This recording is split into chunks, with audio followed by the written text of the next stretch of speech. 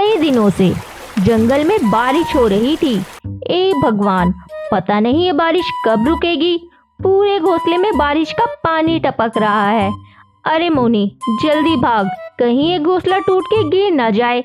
मैं जूली को लेकर बाहर जा रही हूँ। अपनी माँ के चिल्लाने की आवाज सुनकर मोनी चिड़िया जल्दी से भागकर घोंसले से बाहर निकल आती है। अचानक तेज आवाज के साथ मुनमुन का घोंसला पेड़ से टूट के गिर जाता है। अब उनके पास रहने का कोई ठिकाना नहीं था। मुनमुन चिड़िया अपनी बेटियों को लेकर बारिश में इधर उधर भटकने लगती है। ये कैसी आफत आ गई मेरे ऊपर। इतनी तेज बारिश में मैं अपनी बच्चियों को लेकर कब तक भटकती रहूंगी। कहीं कोई सिर छुपाने की जगह मिल जाती तो अच्छा होता। काश तेरे पापा अभी जिंदा होते तो अभी हमारा पक्का घर होता।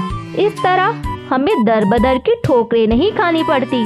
तभी मोनी चिड़िया को दूर एक पेड़ के नीचे बहुत बड़ा गुलाब दिखाई देता है।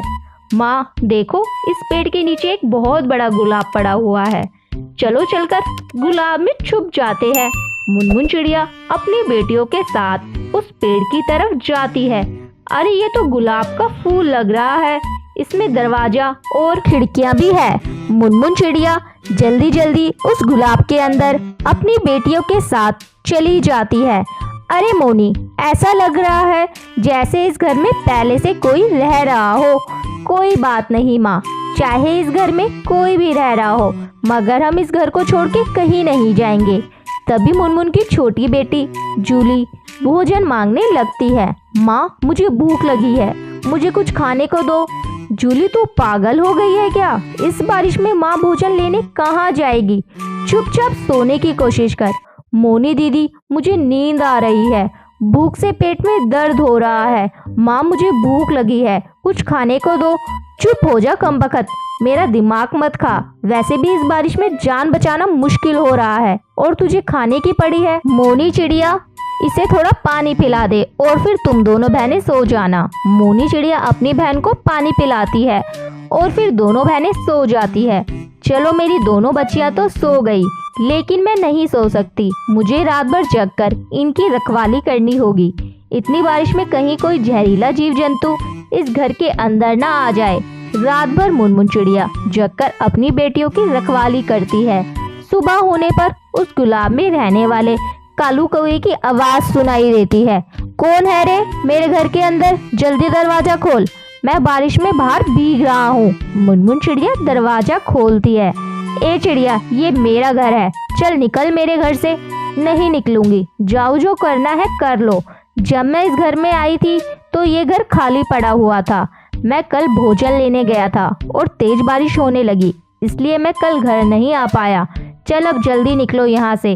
अंकल, हम लोगों को यहाँ से मत निकालो। हम लोग कहाँ जाएंगे? बारिश में हमारा घोंसला टूट गया है। मूर्ख चिड़िया, तुझे एक बार में समझ नहीं आता।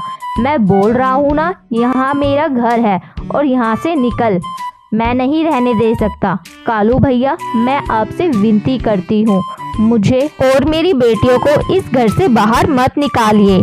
जैसे ही बारिश रुकेगी हम लोग यहाँ से चले जाएंगे। थोड़ी देर बाद बारिश रुक जाती है और मुनमुन चिड़िया अपनी बेटियों को लेकर जाने लगती है। तभी कालू कौवा मुनमुन चिड़िया से कहता है, तुम्हें कहीं जाने की जरूरत नहीं, तुम्हारा भाई इतना भी निर्दयी नहीं है।